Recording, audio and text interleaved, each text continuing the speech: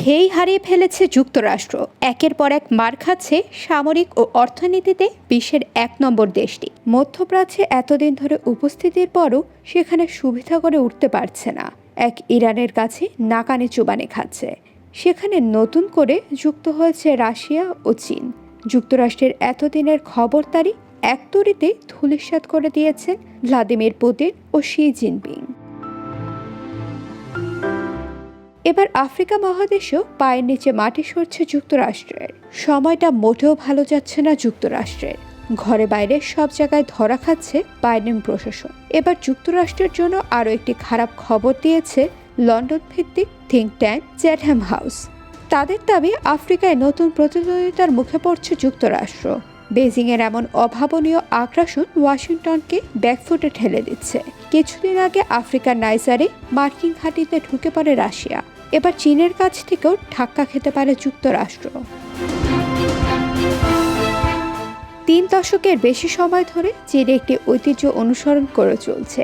দেশটির পররাষ্ট্রমন্ত্রী বছরের প্রথম সফরটা আফ্রিকা মহাদেশেই করেন।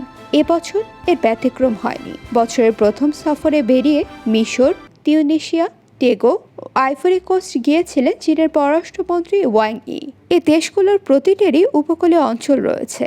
তবে চ্যাটহ্যাম হাউস চীনের লক্ষ্য অন্য কোথাও। এমন দেশে ঘাঁটি কাটতে চায় চীন যে দেশের কোনো নৌ বা সমুদ্র বন্দর নেই।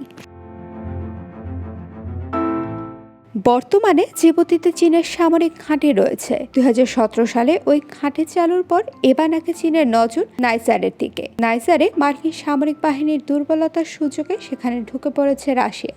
এবার চীনও সেখানে ঝুঁকে পড়লে অবাক হওয়ার মতো কিছু ঘটবে না। গেল বছরের এপ্রিলে নাইজারের সামরিক অভ্যুত্থানের পর যুক্তরাষ্ট্র অন্যকে মার খেয়ে অন্য কোথাও ঠিকানা খুঁজছে, আর সেই সুযোগটাই হয়তো কাজে লাগাতে চাইছে চীন। যুক্তরাষ্ট্র ছাড়াও ব্রিটেন, রাশিয়া ও ভারত এবং আফ্রিকায় নিজেদের পদচিহ্ন রাখতে পারছে না বা হিমশিম খাচ্ছে। সব মিলিয়ে আফ্রিকায় চীনের দীর্ঘমেয়াদী ভিশন বেজিংকে অনন্য অবস্থানে নিয়ে গেছে। আর জিবুতির ঘাঁটির কারণে গালফ অফ এডেনে চীনের উপস্থিতি নিশ্চিত হয়েছে, যা সোমালিয়ার জলদস্যুদের বিরুদ্ধে বেজিংয়ের পদক্ষেপকে সহজ করে দিয়েছে। তবে চীনকে এটাও মাথায় রাখতে হবে, নাইজারে ফ্রান্স ও যুক্তরাষ্ট্র টিকতে পারেনি। তাই বুঝে শুনে পদক্ষেপ নিতে হবে শি জিনপিংকে। IBTV USA news desk.